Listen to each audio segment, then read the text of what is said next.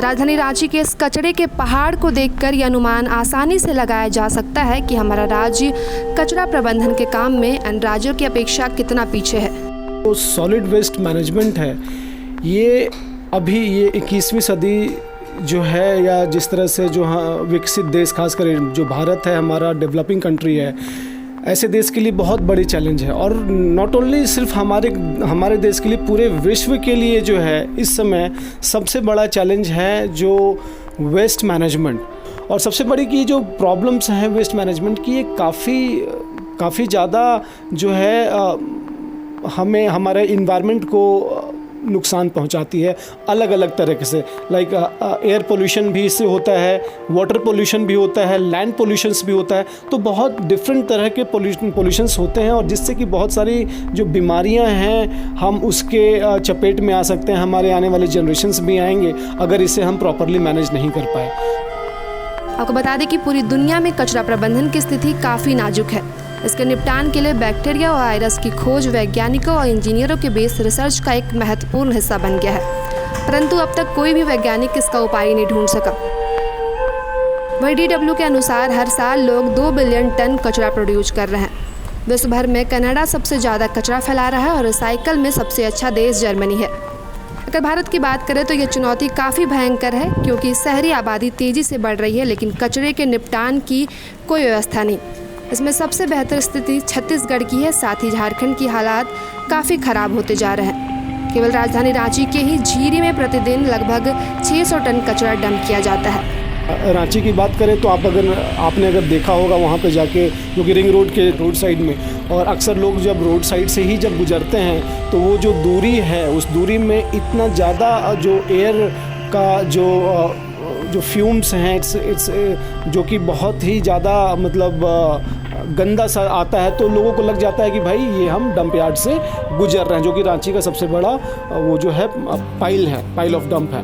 तो आप वहाँ देखे होंगे कि कोई उसका प्रॉपर साइट नहीं है, उसको प्रॉपरली कंस्ट्रक्ट नहीं किया है, जो कि सबसे बड़ा घातक सिद्ध होने वाला है और हो रहा भी है। आप वहाँ देखें तो जो वहाँ के अगल बगल के जो वाटर होंगे वो भी पोल्यूटेड होंगे।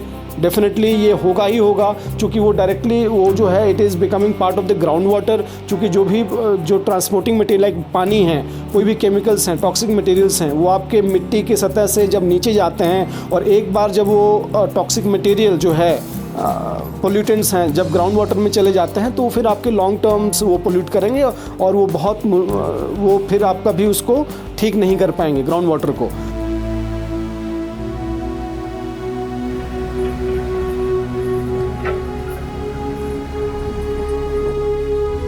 नमस्कार, आज पर्यावरण दिवस पर प्रभात खबर की इस खास पेशकश में आपको दिखाएंगे रांची से 17 किलोमीटर दूर रिंग रोड में स्थित एक ऐसा पहाड़ जो पत्थरों से नहीं बल्कि कचरों से मिलकर बना है।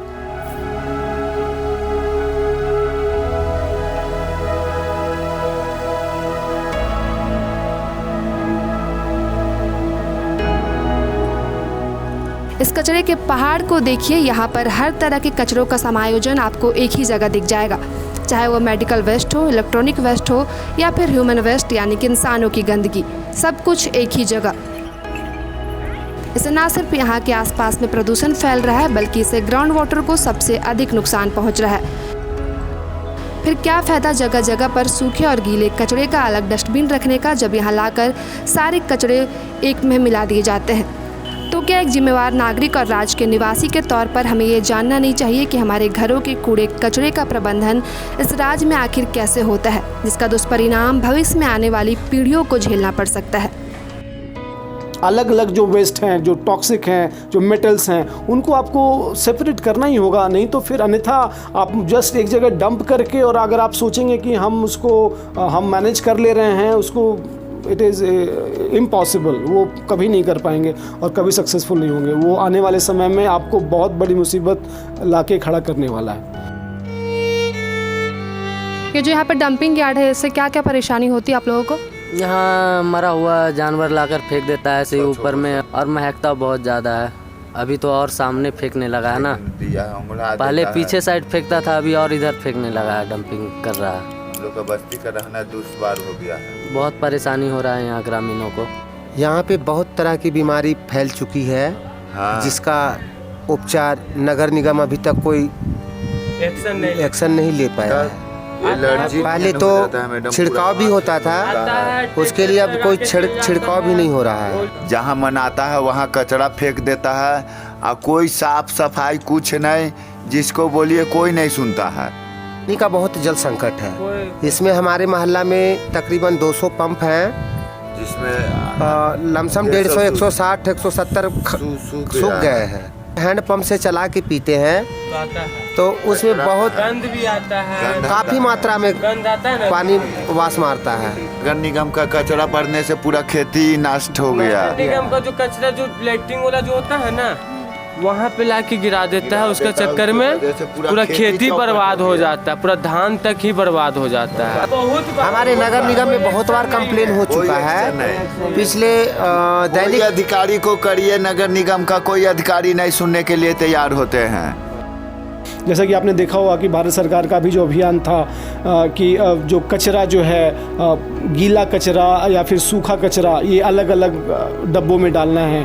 तो ये सरकार अपने तरफ से अपने तरीके से लोगों तक ये बात पहुंचाना चाहती है, लेकिन जो आम पब्लिक हैं, जैसे कि जो कॉमन पर्सन हैं, अगर हम लोग अगर उसको नहीं अगर प्रॉपरली सेपरेट करके अगर करेंगे तो ये आगे जो कॉन्ट्रैक्टर्स होते हैं या जो म्यूनिसिपल कॉरपोरेशंस के जो लोग होते हैं उनके लिए भी काफ़ी ज़्यादा मुसीबत बन जाता है उनको अलग करना।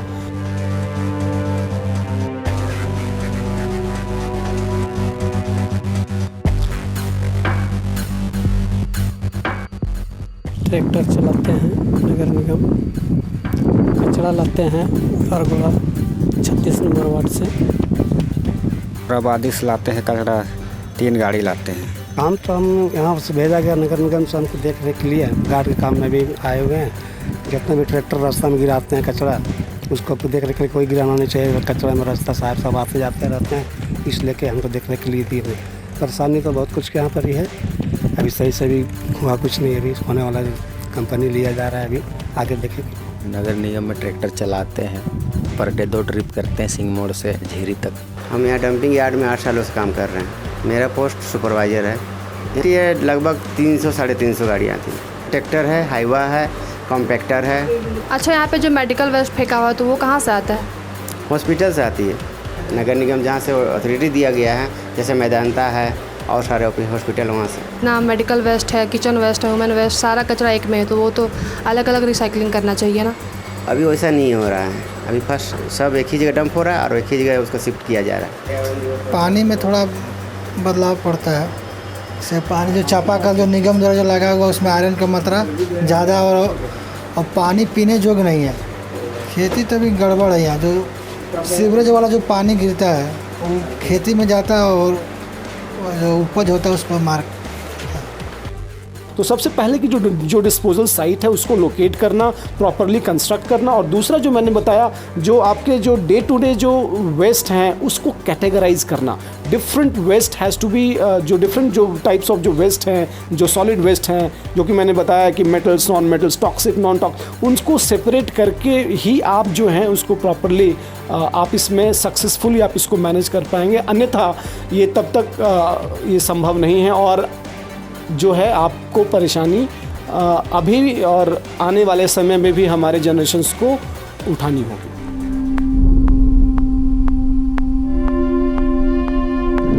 ये सब कचरा लेकर कहाँ बेचते हैं आप? तो डेली का कितना कमाई होता है? कितना कमाई मालूम मिलता है, 100-150 रुपये होता है।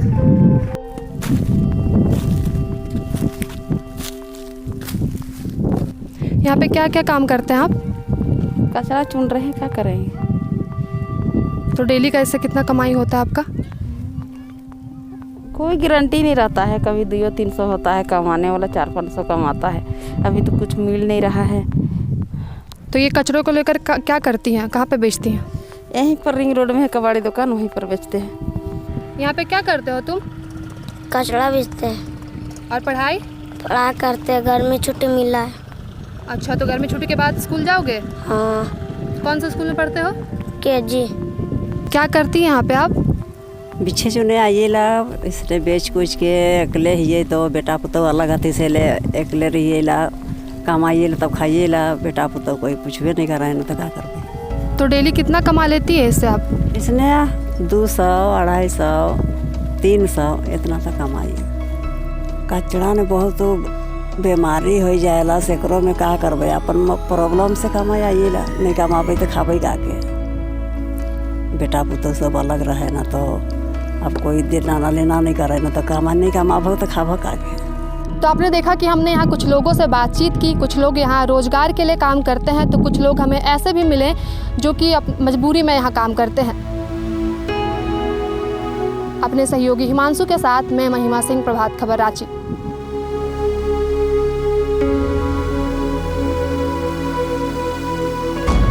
प्रभातखबर.com, विश्वास वही, रफ्तार नहीं।